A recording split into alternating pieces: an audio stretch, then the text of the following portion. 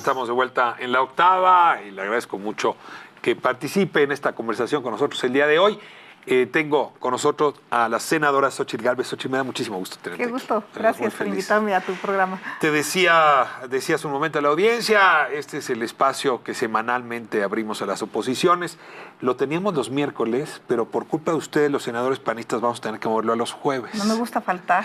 Es que, en efecto, tenían los miércoles libres y ahora no. Entonces, me han dicho que si quiero invitar senadores, mejor hacerlo en jueves. Así es que le anuncio a la audiencia que a partir de ahora vamos a tener jueves de oposiciones en lugar de miércoles de oposiciones. Xóchitl, pues mira, antes de entrar a una discusión más amplia sobre cómo has visto tú pues la transformación del régimen, porque es lo que estamos viendo, por lo menos del régimen de partidos, y abordar algunos de los temas pues, más importantes que se están observando en la Cámara Alta, me interesa mucho hablar contigo del caso de Guerrero y concretamente el caso de Chilapa. Yo tengo que confesar, no tenía información sobre esta idea de estar reclutando niños para que formen parte de las autodefensas y me tiene francamente afectado. Entonces me encantaría pues, una primera mirada, si quieres, a esta escena y luego nos metemos ya en un debate más amplio. Pues mira, realmente hay pocas pobrezas que te pueden impactar tanto. Yo debo de confesar que como funcionaria pública yo dormí en la montaña de Guerrero y recibí durante el día muchísimas solicitudes. De las cosas que logré que se hicieran fue el camino Tlapa-Markelia, el hospital de Tlapa que redujo una mortandad materna tremenda, la Tlapa-Metlatono, que es una carretera transversal. O sea, trabajé muy duro en la montaña de Guerrero, una carretera que llevaba 25 años haciéndose, avanzaban 1 kilómetro por año.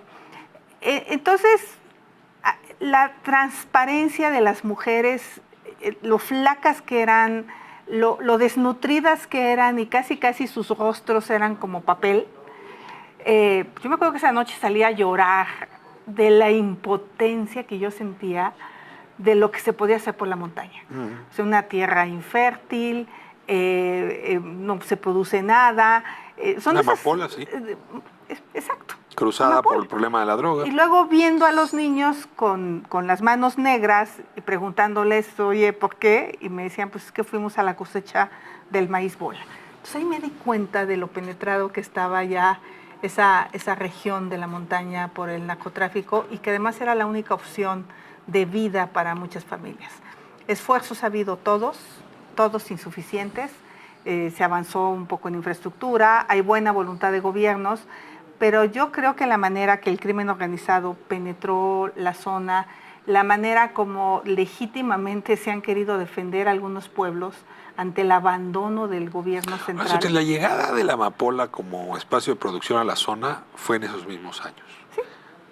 ¿Qué pasó? A ver, tú dormiste ahí, tú viviste ahí. No, yo vivía ahí, y me regañaban. En los 90 todavía no llegaba pues estos brazos de los guerreros, de los rojos, de los Beltrán Leiva, pero sí, entre el 2006 y el 2009 es cuando se meten a la zona, empiezan a controlar, ganan territorio. ¿Qué pasó? Yo salgo del gobierno en 2006, yo ahí acabo mi gobierno, pero sí creo que tiene que ver a lo mejor con la lucha que se dio en el norte del país, en Michoacán, ¿no?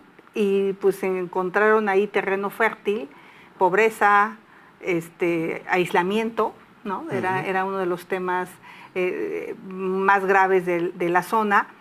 Y pues los indígenas que antes iban de migrantes como jornaleros agrícolas a Sinaloa, trabajaban 3, 6 meses en unas condiciones complicadas, pero traían un poco de dinero para el maíz. Pues los reclutaron, empezaron a darse cuenta que pues, tenían más recursos económicos, sobre todo a los jóvenes, pero empiezan estas luchas de los cárteles, ¿no? Creo que ese es el tema más delicado, pero para mí es un abandono en esta lógica de los que se mueren son indígenas.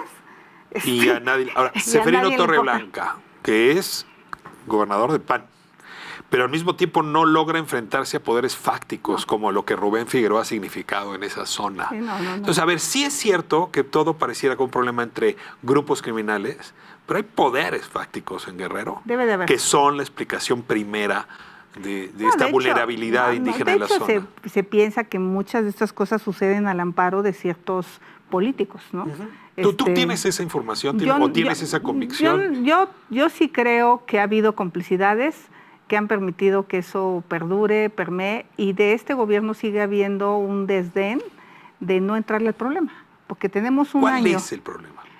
Pues es un enfrentamiento entre las autodefensas, la crack famosa, contra los ardillos, que son un brazo de los rojos. De los rojos, ¿no? Entonces, por territorio. El tema es territorio. Y hay pueblos que han decidido no dejar sus territorios, han decidido defender lo poco que tienen con la vida. Pero hay pueblos que han sido desplazados completamente. Lo que yo te quiero decir es que de manera permanente ha habido enfrentamientos de un lado y de otro. Pero esto que pasó, a mí lo que ya me impacta más es cuando tú ya matas a la banda de música. O sea, cuando ya te metes con los músicos del pueblo, que hay como un código de respeto, ¿no? Tú eres colega de Nestora Salgado.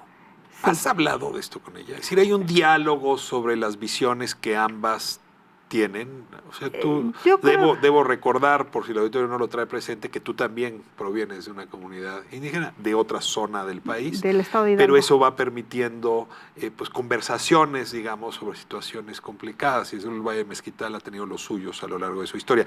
Pero a ver, te pregunto, ¿has platicado con Nestora sobre las autodefensas, sobre cómo se construye esta dinámica? A ver, yo misma estuve con algunos grupos de las policías comunitarias.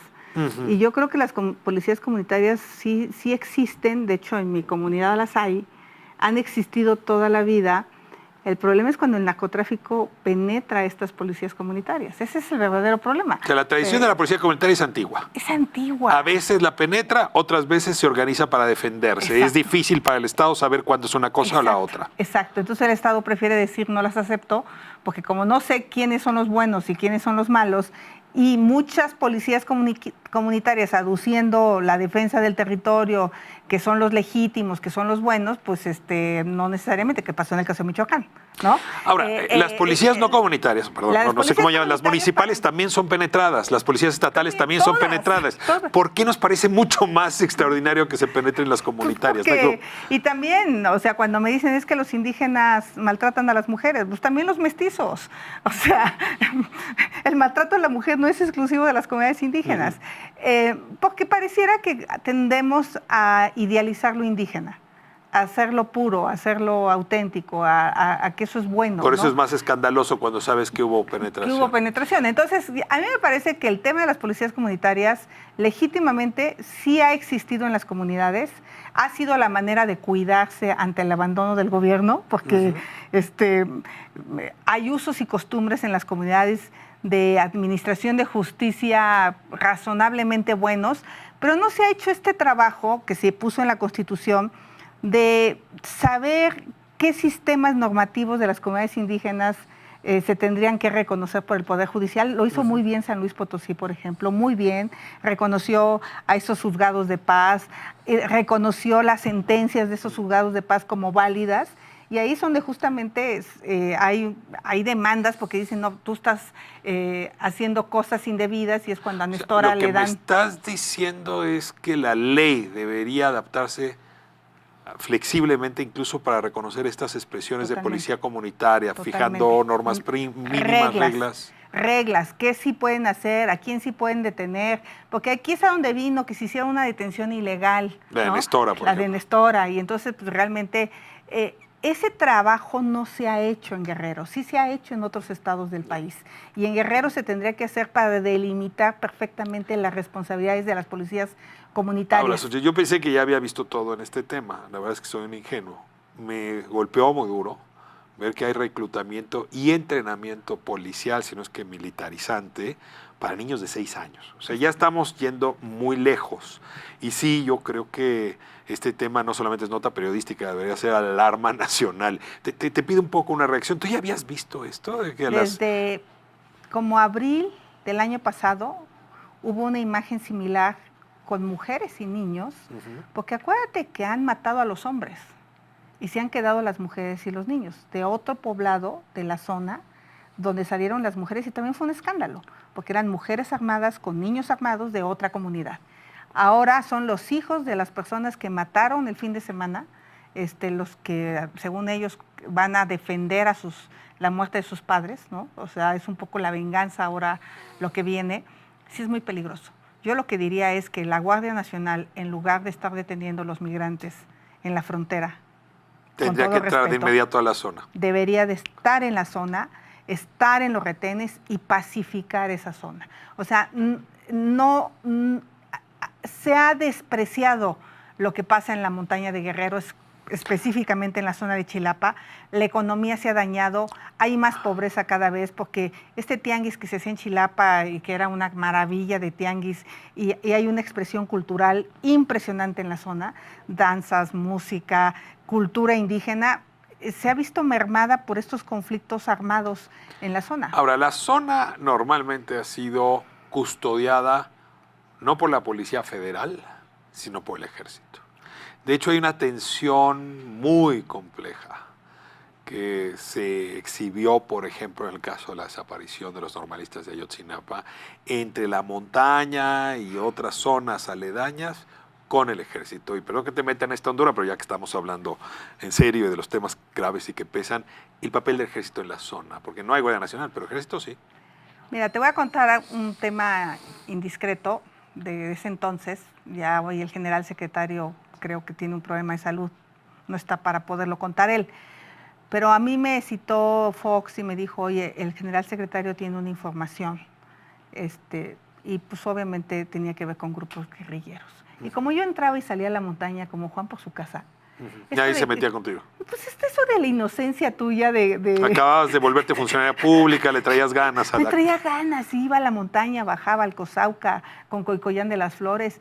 Y pues lo que se empezó a decir es que pues, yo tenía que tener mucho cuidado de seguirme moviendo. Inclusive alguna vez el gobernador me dijo, oiga, aguas, porque si usted se está reuniendo con gente que es guerrillera, esos con los que se reunió son gente armada, son gente guerrillera. ¿Y cuál fue tu reflexión? Primero, antes de decirme qué le contestaste al presidente Fox, ¿qué pensaste?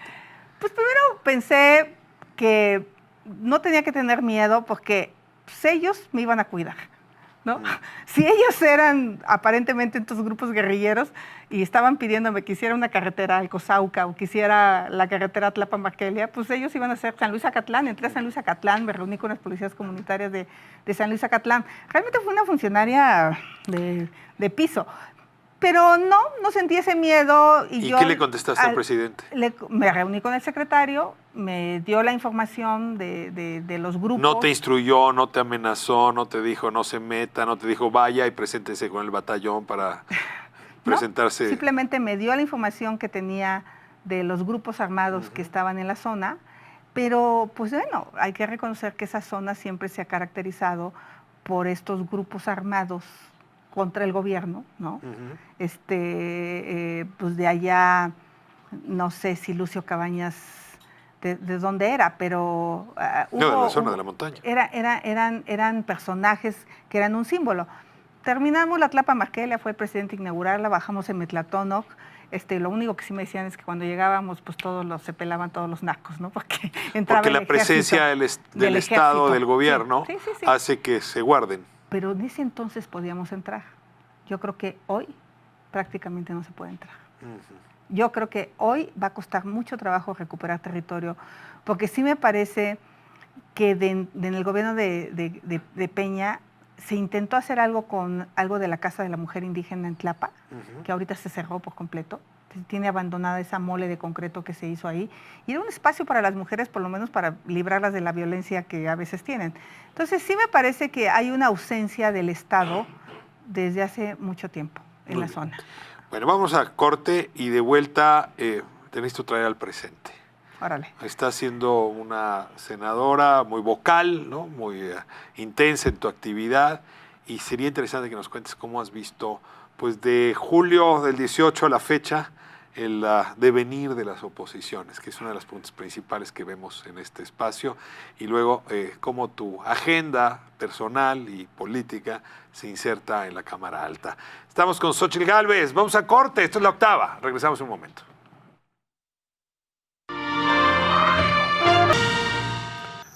Buenas tardes, seguimos avanzando con la emisión de hoy en La Octava. Soy Ricardo Rafael, le agradezco mucho que me permita pues compartir este momento del día que permite no solamente analizar la información, sino ponerle un poco de levadura, de perspectiva y sobre todo de pluralidad. Pues está hoy con nosotros Xóchitl Gálvez, me da muchísimo gusto. Hablábamos de guerreros, Xóchitl, y me encantaría seguir con el tema porque es nota del día, pero no quiero desperdiciar la oportunidad para pedirte que compartas con la audiencia tus reflexiones sobre lo que ha venido ocurriendo, que yo diría, en algún sentido, sí estamos viviendo un cambio de régimen. Y sobre todo se antoja como argumento principal para justificarlo, pues un declive muy importante de las fuerzas partidistas que durante un buen tramo de nuestra historia, pues concentraron el 80% de las preferencias electorales, ¿no? PAN, PRI, PRD, tenían el 80% de las preferencias desde 97, digamos, hasta 2015, si me permites jugar con ese span de tiempo. Y ahora las vemos pues muy debilitadas. O sea, el PAN con 12%, el PRI que no llega al 7%, el PRD que no llega al 3%, y la elección de julio del 18 es justamente el parteaguas donde esto ocurre. Yo quisiera tu análisis fino de qué pasó en julio del 18, o qué pasó en esa campaña, o qué pasó en el sexenio anterior que llevó a esa circunstancia. Mira, primero, me parece que hay un hartazgo lógico, es de vomitarse lo que pasó en el sexenio de Peña. Yo fui parte de un gobierno, pudo haber habido excesos, pero eso que vimos de la Casa Blanca, eso que vimos de obras injustificables como el Tren México-Toluca, que ahí sigue abandonada, o quizá los mismos sobrecostos que se pudiera pensar que hubo en el aeropuerto, a la gente la hartó. La gente llegó a un punto de decir, basta. No más. No más. Y te viene un discurso fresco de un líder que me parece que es auténtico, me parece que es honesto. Yo compro la honestidad de Andrés Manuel López Obrador. Yo, de hecho, trabajé con él cuando era funcionaria para llevar electricidad a Tabasco. O sea, si es un hombre preocupado por los pobres. O sea, yo me parece que esta figura sí representa pues un ideal, un exceso de ideal, porque aquí queremos endosarle un personaje que nos resuelva los problemas. Por eso no es culpa suya, sino de nosotros que andamos necesitados de en quién depositar nuestros deseos. Exacto, pero pues él los aprovechó muy bien. Llego al Senado, yo tengo que aclarar que no milito en ningún partido político. ¿Nunca has militado en el PAN? No eres panista. No milito en ningún partido. No te afiliaste. Yo llegué por cazadores de talento al gabinete. O sea, yo era una empresaria, había estado entre las 100 líderes globales del futuro del mundo en Davos en el año 2000. Me eché un discurso ahorita que está en Davos sobre la pobreza y Fox le impactó y me invitó a ser parte del gabinete. Por eso siempre fue muy libre, porque yo le renunciaba cuando me daba la gana y los mandaba a la fregada cuando me daba la gana. Terminé los 6 años. ¿Y te gustó la política? Pues la verdad de las cosas es que sí me di cuenta que cuando haces buena política, sí puedes transformar la vida. Acabo de estar en Totontepec, mi hija, el fin de semana, y la gente me sigue recordando por una carretera que se llevó a su pueblo. O sea, y hacía 14 años que no iba. O sea, cuando haces buena política, cuando eres una gente honrada, pues sí se pueden hacer cosas. Fui jefa delegacional en la Miguel Hidalgo, por el PAN. El PAN te reconoce ahí como una de las suyas. Como una de las suyas, y llego a ser senadora. Y sí creo que el diagnóstico de Morena es muy claro, de que hay que hacer un cambio de cosas, pero el problema es que se hace a lo güey. Esa es mi percepción. A ver, define ese concepto. O sea, yo en la Miguel, yo ya poco académico. Yo en la Miguel Hidalgo quité 700 gentes, pero con una reingeniería de procesos, ¿no? A ver, ¿cuáles son las facultades que tiene una delegación? ¿Cuáles son las funciones? Yo tenía directores generales con un director de área, con un subdirector. No sirve para nada. Entonces, toda esta estructura de facultades, funciones, y entonces me parece que se empieza a recortar el gobierno, por ejemplo, la COFEPRIS, que gran parte del problema de los medicamentos tiene que ver con lo atorada que está la COFEPRIS en trámites. Entonces, yo antes ¿Tú estás de acuerdo con el diagnóstico? Que había que recortar, había que ser más austeros. Pero a ver, ¿por qué López Obrador, que nunca estuvo en el sector empresarial, que no viene de esa tradición de gestión privada y ni tampoco de nueva gestión pública, tendría que seguir ese paradigma? Porque, a ver, solo el término reingeniería de procesos, pues sí me remite a una visión, a una ideología, ¿no? ¿Por qué le tendríamos que exigir que tomara esos modelos? Cuando a fin de cuentas recortas y se acomoda. O sea, tampoco es que... No, lo que está pasando con el INSABI, O sea, en cualquier ingeniería de procesos dices, bueno, voy a desaparecer esto, voy a crear esto, pero hay un traslape, ¿no? Esto no acaba de morir, pero esto va naciendo. Entonces analizas ese traslape, porque ahorita el problema es que antes un seguro les pagaba a los hospitales y ahorita no saben quién les va a pagar, porque no están las reglas de operación. Entonces, esa es para mí la falta. El diagnóstico es bueno, había que recortar, había que ser más eficiente el gobierno, pero... ¿No te gustan los cómos? No me gustan los cómos porque hay gente que muy incapaz, que sí se viene a ganar 70,000 pesos, está feliz, pero a lo mejor es un exceso pagarle 70,000 pesos porque su talento y su capacidad vale 12, ¿no? Y no me gusta, por ejemplo, que en el Banco de México quieran tasar a que ganen igual que el presidente, porque son banqueros, es gente de mucha capacidad, de mucho talento, que se va a ir a trabajar a otro banco, ¿no? Entonces, o al de física nuclear de Laguna Verde, que es un gurú y es un chingón, pues a lo mejor va a ganar 1,000,000 de pesos.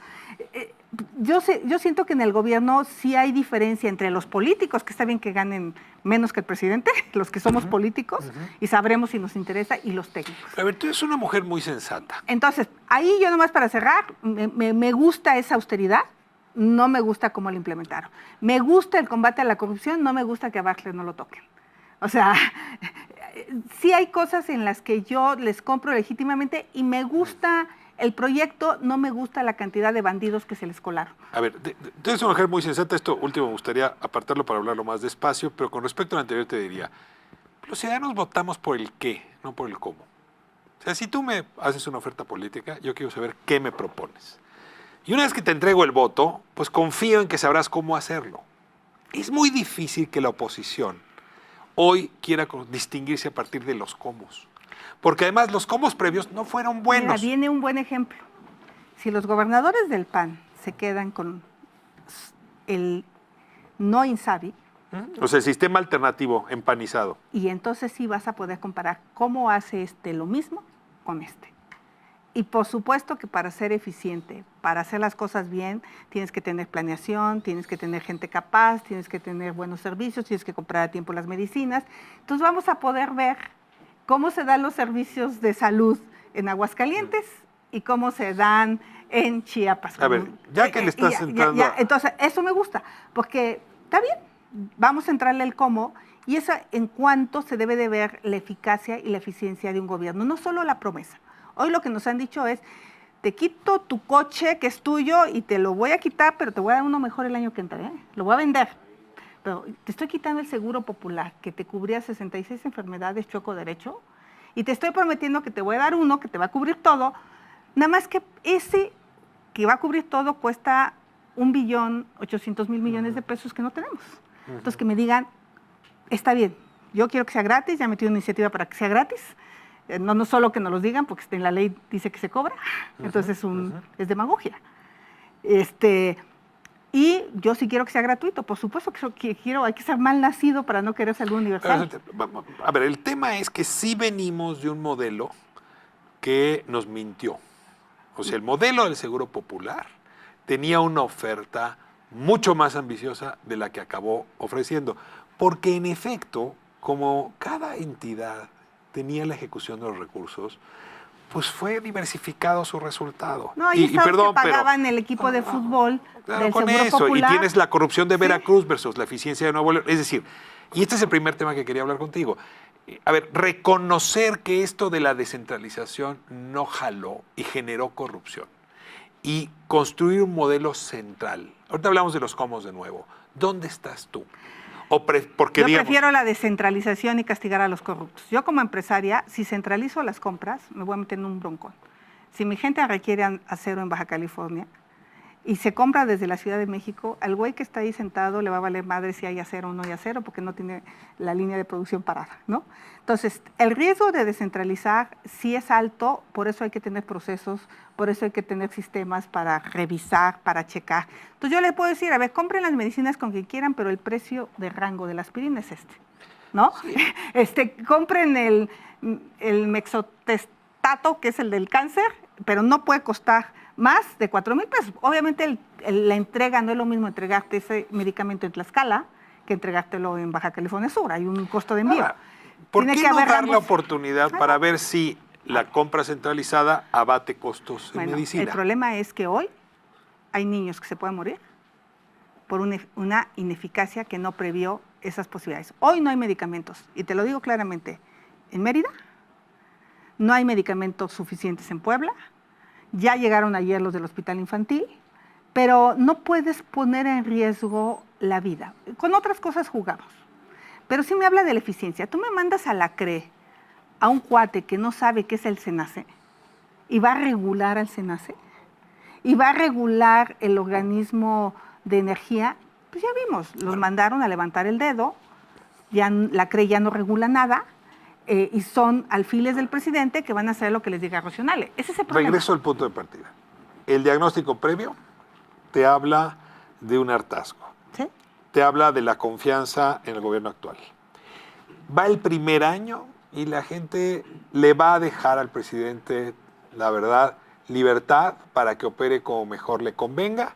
Si le sale bien, va a llegar robustecido al 21 y sobre todo al 24. Si le sale mal, las oposiciones tienen oportunidades de volver a crecer. Xóchitl, ¿tienen las oposiciones, más allá de nosotros sí sabíamos cómo hacerlo, que ya se quemó esa frase desde que los priistas se fueron, algo más que decir, de cómo hacer, de cómo sí hacerlo? Yo te voy a decir, si le sale bien, qué bueno, y que saque a patadas a las oposiciones que no lo supieron hacer. Yo no tengo ninguna angustia de no quedarme de senador otros 6 años, si el presidente combate la delincuencia organizada y bajamos a 3 homicidios por cada 100,000 habitantes, si todos los mexicanos tienen salud universal y gratuita, me encanta la idea, si todos los mexicanos tienen trabajo, no, o sea, a ver, yo soy una mexicana bien nacida, que no te vas a arrojar. Que se quede Morena 20 años y que este país crezca y combate la pobreza. Te he dicho que mi mayor angustia que he vivido es en la montaña de Guerrero, cuando vi esa pobreza brutal y mi incapacidad como gobierno de hacer algo. O sea, si cómo resuelve, está bien. Ahora, déjame te insisto. Yo diría, hay que hacernos un lado, hay que aplaudirles de pie, nomás que sí creo que a un año todo indica que no estamos caminando bien y hay que reconocerlo. ¿Todo indica? Pues sí, 35. Menos el 70% de popularidad. Bueno, porque no lo va a ver. Menos la estabilidad del peso. A ver, ¿no? La estabilidad tiene que ver con otros temas. Pues decisiones que no han sido... Ahora, yo soy empresaria. He quitado más de 100 gentes de trabajar. Con dolor y pena. No hay trabajo. No hay confianza en el país. Podemos seguir aguantando y vamos a aguantar y el país no se va a acabar. No hay confianza. No hay confianza. O sea, toda esta expresión que han hecho los empresarios, de que van a invertir, el índice de inversión extranjera, que ahí está, no está. No. A ver, la ratificación del TEMEC, o sea, ¿nada de eso te da confianza? A ver, no hay confianza. Te lo digo yo que todos los días y cada quincena mi hija tiene que pagar una nómina y tenemos que tomar la decisión de ya no se puede seguir sosteniendo, porque todo el mundo nos decía, espérense que pase, espérense que llegue, espérense que pase la transición. ¿Por qué no hay confianza? Porque tú tienes unas reglas del juego y el TEMEC lo que ya lo tenía. O sea, no va a traer cosas nuevas. Pero lo que tenía era el riesgo de que se cancelara. No se iba a cancelar. Y Trump pegando de gritos con que el peor acuerdo comercial de la historia. Trump no es güey. También nos hizo mover la moneda, nos metió en crisis económicas. Pero no sí es nos metió en una circunstancia muy difícil. Güeyes, pero la verdad es que ellos son los más interesados en tener un tratado con nosotros. Pero eso nos metió en una turbulencia que hoy no tenemos. ¿Qué ejemplos han generado la desconfianza? Tú tienes unas inversiones en ductos de gas. Pues nos dieron a tole con el dedo porque vamos a pagar más dinero a más largo plazo, porque ampliaron el plazo. Vamos a pagar menos ahorita, durante el sexenio del presidente vamos a pagar menos dinero, pero va a ser más largo el plazo. Entonces, se arreglaron. Ahora, Slim le dio confianza, le apostó, es el 6% del PIB. Porque no es güey Slim, porque le van a pagar más dinero a la larga. Se resolvió. Se resolvió porque le van a pagar más dinero. ¿Qué más ha generado incertidumbre? ¿Por qué no? El echar para atrás los CELS. ¿Los qué? Los certificados de energía limpia. Tú traes inversiones privadas, México había logrado el precio más barato de energía limpia en 2017 del mundo. Había un montón de inversiones con un incentivo fiscal, que eran los certificados de energía limpia, y los cancelas el año pasado. ¿Eso asusta inversión? Claro que los asusta, porque yo pedí unos créditos con estas reglas. Tú me las cambias a la mitad, dime, México pasó de ser el país 8 en inversión en energías renovables a 24. Eso es clarísimo. Pensé que me ibas a hablar del aeropuerto. No, no. O sea, el aeropuerto asustó inversión. Asustó inversión, pero no pasó de ahí. El tema son todas estas cosas. Otro tema que te voy a dar. Teníamos que haber entrado con el diésel de ultrabajo azufre el año pasado. Se mueren en México 54,000 personas de manera temprana por el mal combustible que tenemos. A Pemex se le dio un plazo de tiempo para que diera Duba, que es diésel de ultrabajo azufre, es de 15 partículas por millón, el que consumimos es de 300 a 500, para que veas lo que estamos respirando. Toda la industria automotriz se prepara porque hay una NOM que en el 2021 los motores ya no pueden funcionar sin ese diésel. Lo acaban de echar atrás el 22 de diciembre en oscurito. Tú dirías, Rocío Nale es la responsable de que no estemos creciendo. En el sector energético hay desconfianza. Ya citaste energético. ¿Qué otro sector? En el sector de la construcción. En el sector de la construcción entiendo a Claudia, la quiero muchísimo. Tú sabes que yo la apoyé en la interna de Morena para que fuera candidata. Me abría abiertamente. Pero se enfrentó al cártel inmobiliario de la Ciudad de México. Había que enfrentarse. Y eso frenó la construcción en la ciudad. Sin parar. Pero ¿cómo le haces? Yo en la Miguel Hidalgo acabé demoliendo 17 inmuebles. Entonces, el primer año... Si tú hubieras aplicado la política que hiciste en Miguel Hidalgo a nivel de toda la ciudad, paras todo. ¿No? Te hubiera pasado lo mismo que Claudia. Entonces, ¿qué hice? Estudié primero el problema. ¿Perdón? Estudié el problema. Dije, a ver, y los que estaban bien los dejé trabajar. Y los que estaban mal me fui con todos. Ahora, siguen trabajando los que están bien. Poco. O sea, algunos se asustaron, en efecto. No hay inversiones nuevas, ¿no? Entonces, sí tenemos... no podíamos seguir haciendo moles, ¿no? Porque digas que ni siquiera son edificios de vivienda, ¿no? O sea, la gran inversión era... Estoy de acuerdo en que, se haga lo que la ley dice. Yo lo que planteo es que se cambien los planes parciales. Hay que poner reglas claras a la gente. Porque si yo compré un terreno que me da tal valor, me lo vendieron a tanto porque podía hacer tanto y ahora me dicen que puedo hacer menos, pues eso no me da confianza. O sea, creo que el problema de fondo es confianza. No hemos mandado las señales de confianza. A los inversionistas. Y los inversionistas se van a sentar. Hay una paradoja de la que te tienes que hacer cargo. La población no tenía confianza en su gobierno, no llegaba ni al 17%. Y los empresarios tenían mucha confianza en el gobierno. El modelito salió fatal. Ahora lo que tenemos es lo inverso, que no estoy diciendo que sea mejor, pero traes mucha confianza de la población en su gobierno y los inversionistas pagan por ver. Yo no diría, hombre, se reúnen, platican, traen proyectos juntos, hablan de proyectos de inversión. Qué bueno que hablas de la mafia del poder.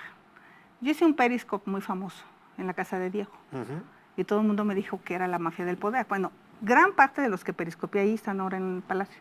Sí, pues son parte del PIB. No, bueno, a ver, entonces, ¿quieres mandar el PIB a Argentina? No, puedes, ¿no? No por eso. Entonces, no, seamos serios, ¿no? O sea, ¿quieres que Slim se lleve su dinero a otro lado? No, ¿qué va a hacer? Lo que hay que aceptar es que lo que cambia es el gobierno. Ellos se quedan. Ellos siguen ahí. Porque ellos tienen el dinero. Y ellos siguen poniendo reglas. Explícame una cosa. Y eso no necesariamente es malo. ¿Por qué el capital exterior está creciendo? Porque déjame hacerte la pregunta para que la entienda el auditorio. O sea, el índice de inversión extranjera, yo no lo veo más que irse para arriba. ¿Y por qué la inversión nacional es tan chantajista? No, yo te voy a explicar por qué. Porque si yo soy inversionista extranjero... Me están regañando que vamos a corte y regresamos para que tengas tiempo de responderme esta pregunta. Estamos hablando con Xóchitl Gálvez, que como usted ve, es empresaria, pero también líder indígena, pero también ha trabajado el tema de pobreza, en fin. Y además es senadora de la República. Regresamos en un momento.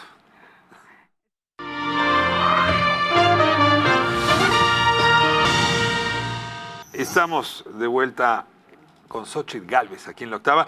Y bueno, nos estamos dando un muy buen agarrón a propósito de lo que llaman los poderes fácticos. Decía, miren, ahí están en Palacio Nacional. Pues sí, pues claro, el capital permanece, pero entonces no hay que quejarse de la mafia del poder, porque lo que cambia es el poder. No, lo que cambia es la relación con el poder. A ver, la iglesia siempre ha estado ahí, pero puedes tener muchas relaciones distintas con la iglesia, ¿no? O sea, las distancias se construyen. Es cómo te relacionas, ¿no? Más que romper. Ahora, la pregunta te la vuelvo a hacer.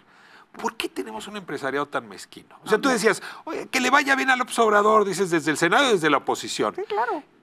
¿Por qué este año no apostaron? ¿Por qué no invirtieron? ¿Por qué no se sumaron? ¿Qué estaban haciendo? Para la inversión exterior, invertir en México implica el 3 o el 5% de su inversión total en el mundo. Por eso está llegando. Está muy diversificada, porque realmente si pasa algo no se ve en riesgo la industria. Pero creció la inversión exterior. A ver.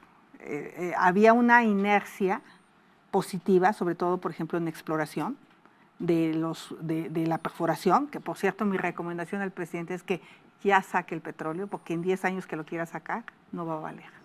Estuve en la COP25 en Madrid y pues ya vamos para otra cosa. O sea, su refinería y esas cosas, el mundo va. Pero a ver, ahí había inversiones pactadas que van a seguir. Por eso, o sea, tú dices, el crecimiento de la inversión extranjera no es mérito del observador, ¿es de Peña? No, vienen algunas inversiones del pasado, hay cierta confianza, les genera cierta confianza el presidente. Entonces sí hay confianza. A ver, cierta confianza. Lo de energía, hay cero confianza. No, pero en manufactura sí crece, bueno, que es donde traemos una inversión importante. Porque traías el TECMEC abierto. Se te puede empezar a descomponer si estos líderes sindicales se ven muy abusivos. Yo ayer hablaba con un cuate de manufacturas que ya tiene 5 sindicatos. Van a intentar pelear los contratos. Ya está pensando seriamente robotizar su planta. Y lo atractivo de México, que era esa paz laboral y esa tranquilidad. ¿Por qué? Porque están peleando los de la CTM con los de la CATEM. ¿Qué es lo que va a pasar con la democracia sindical? Pues es normal. Pero mi pregunta te la vuelvo a hacer. ¿Por qué el empresario mexicano no se la jugó el año pasado y por qué se la jugaría este o no? A ver, porque él tiene que poner el 90% de lo que tiene de sus fichas aquí. El empresario mexicano. Sí, claro, porque lo poco que tiene no son los niveles de inversión de la extranjera. Ellos ponen un 3, un 5 y no pasa nada, diversifican muy bien a nivel mundial. Entonces, México, yo como empresario, no veo claro, me da miedo, pues aquí conocen más al presidente, si un día amanece de malas, si ahí sí generó cierta desconfianza la cancelación del aeropuerto, porque había dicho que pues, podía seguir y pues amanece de malas y dice, va para atrás. Ese es el tema. El Consejo Coordinador Empresarial dice que van sobre 1,500 proyectos de inversión. ¿Les crees o no les crees al Consejo Coordinador? No les creo nada.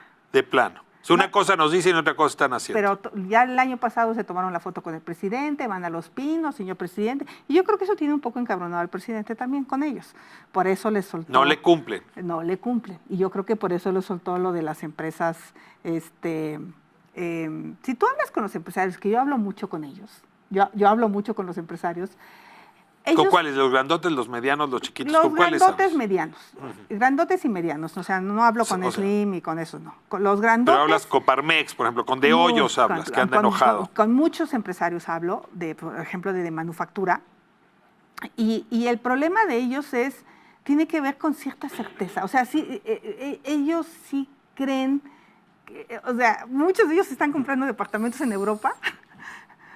Mira, sí diversifican su dinero en otros lugares. Se están yendo porque tienen miedo que un día el presidente les aplique la extinción de dominio y les quite lo que tienen. De verdad. Sí. No es pequeñez. Pues, no es mezquindad. A ver, te estoy diciendo ¿Es culpa del presidente o es culpa de la mezquindad? A ver, son miedosos. A ver, yo no tengo para dónde irme. Yo aquí me voy a chutar con y con el que viene. Yo jamás voy a pensar en... Pero hay quien sí está pensando, y acabo de estar en Madrid y me encontré varios mexicanos ya viviendo en Madrid. Ya comprando hoteles en Madrid, ya invirtiendo en Europa. Les da miedo la figura del presidente. Les da miedo. No le han acabado de entender. Y el presidente tendría que trabajar un poco en eso. Porque estos grandotes con los que se juntan no son los que invierten. Esos no son los que invierten. Le falta interlocución con los medianos. Con los medianos, con los pequeños. Y le falta interlocución con la oposición. Él nunca se ha sentado con nosotros, para que veas. Ahora, o sea, conmigo, porque no nos necesita, porque él tiene un gran desprecio por aquellos que no piensan. A ver, alguien me aclaró en esta misma mesa que no es cierto eso que estás diciendo. ¿Qué? Simplemente que se reúne con los gobernadores y gobernadoras y no con los legisladores. A ver, ¿por qué decidió que con las oposiciones gobernantes sí se sienta? No le queda de otra. Acaba de estar con Javier Corral, lo vimos. Porque además faltaba que no se sentara con los gobernadores. Y se lleva bien con ellos. A ver, yo creo que se lleva más bien con unos que con otros. Por ejemplo, del PAN, ¿con quién se lleva bien y con quién se lleva mal? Yo creo que con Corral se lleva debe bien. Llevar bien porque Corral es no se caían bien, ahora se llevan bien. Mira, en política te vas a llevar bien con todos. Deberías, ¿verdad? No, pues no te queda de otra. Pues, ¿Con quién se lleva más? ¿Con Domínguez, Querétaro? Con Domínguez lo ve más porque era el presidente de la CONAGO y ahora con el de Yucatán, pues el que tenga bajos índices de inseguridad le suena bien. Yo creo que el presidente tiene la enorme oportunidad y sigue teniendo un gran capital político para escuchar un poquito y ser un gran presidente. Senado, con eso vamos a cerrar. Hemos visto momentos de crisis seria en el Senado. El nombramiento de Rosario Piedra, por ejemplo, fue un momento muy complicado. Que hayan sacado juntos la ley de la Guardia Nacional fue un movimiento venturoso. ¿Qué te esperas del Senado? ¿Qué es en realidad el lugar donde se colocan los frenos a la presidencia? Porque en Cámara de Diputados, como bien sabes, tienen mayoría, pero en Cámara de Senadores no. O sea, sí requieren del concurso de ustedes, sobre todo para las reformas constitucionales. ¿Qué te esperas en esta legislatura en tu Cámara? Yo creo que se ha ido moderando. Cuando llegamos era muy complicado hablar. Te cortaban la cabeza y te sacaban sus 30 millones de votos y te decían que eras un corrupto, para todos. Nomás que se les olvida que varios de ellos eran del PRI hace 2 años, otros eran del PAN hace 5, otros eran del PRD hace 1, ¿no? O sea, muchos creen que el hecho de estar en Morena les da un halo de pureza, pero pues creo que ya fueron entendiendo que cada quien trae su pasado y que vale la pena dialogar. Y creo que en algunas cosas donde se han dejado ayudar hemos colaborado. Sacamos lo de las trabajadoras del hogar entre todos, muy bien, era un tema de justicia social. 189 de la OIT. O sea, cosas muy buenas. Donde creo que vamos a tener un gran y profundo debate tiene que ver con esta reforma de justicia. O sea, así es, yo no le había visto... ¿Ya viste que dijo ayer Alejandro Gertz que esos borradores que les enviaron a ustedes son falsos, son apócrifos? Me llamó la atención porque tardó una semana en decirlo, nos hubiéramos quitado problemas y nos lo hubiera clavado al día siguiente. Bueno, ¿son apócrifos o no son apócrifos? Yo digo que no son, pero está bien que lo diga porque sí eran muy peligrosos. Yo nunca le había visto un intento autoritario del presidente hasta que leí esos documentos. Ahí sí me preocupé. Ahí sí dije... ¿No es un fake news que alguien hizo? No, los entregaron en el Senado. Vamos a hacer una cosa. Eso te voy a pedir que lo dejemos para la próxima charla, una vez que hayan llegado. Van a llegar el 2 o 3 de febrero. Me encantaría que podamos discutirlos, tener una buena mesa sobre el tema. Último asunto. Sí hay un grupo de mujeres que de manera transversal recorre el Senado, que han estado avanzando cosas independientemente de su militancia. Sí. Cuéntame de ese fenómeno. O sea, Malú Micher de Morena, Patricia Mercado, ¿no? Tú, ¿qué dices? ¿Qué pasó el Senado que hicieron esta bancada de mujeres?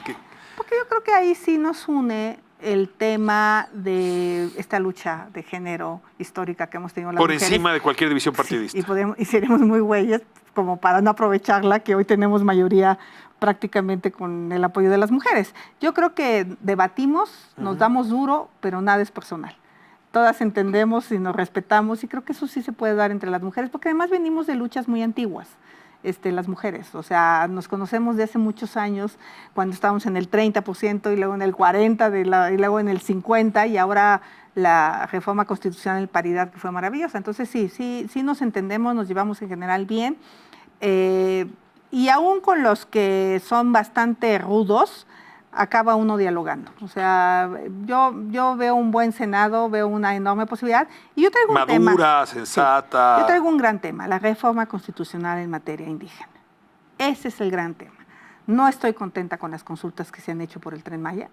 No me parece justo que en 2 días quiera sacar la aprobación de un proyecto tan complejo, ni la transísmica. Lo que está pasando en Santa Lucía, que quieran traerse el agua de Hidalgo sin consultarlo con las comunidades indígenas. Entonces, sí me parece que ya merita una ley de consulta clara, precisa. ¿Te vas a meter en eso? Me voy a meter en ese tema. Y la reforma que quedó pendiente de los acuerdos San Andrés Tlajainza. Yo creo que ya llegó el momento de hacerle justicia desde una visión de derechos y no desde una visión de dádivas a los pueblos y comunidades indígenas de este país. Entonces, hay agenda, nos llevamos bien, nos entendemos, nos damos duro y sí se robaron 2 votos. Yo los descubrí. ¿Tú los descubriste? Yo los descubrí. Yo busqué los videos, vi dónde sacan un voto y lo ponen de lado y dónde cuentan 7 en lugar de 8. O sea, sí fue un robo brutal.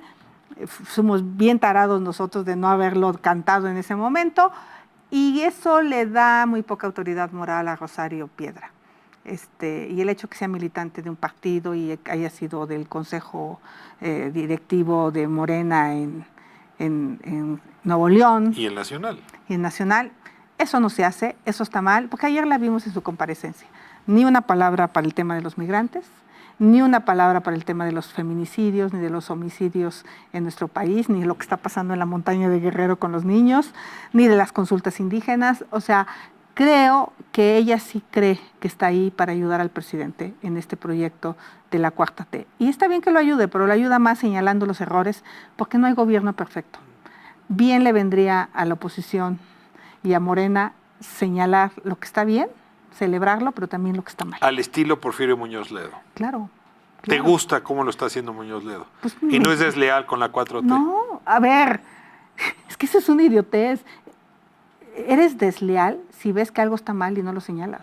Eso sí es deslealtad, porque más que leal a un gobierno, a un secretario de Estado, eres leal al proyecto que te eligió y que te llevó a gobernar. Perdón, Xochitl. Entonces, tenemos pendiente analizar la reforma judicial. Ese es un gran tema. En este espacio le vamos a dedicar y también mucho. El tema de la marihuana. Muy bien. Ese me gusta, porque yo estoy a favor que se regularice, pero no veo que los chavos traigan 300 cigarros de marihuana en la calle. Te invito pronto.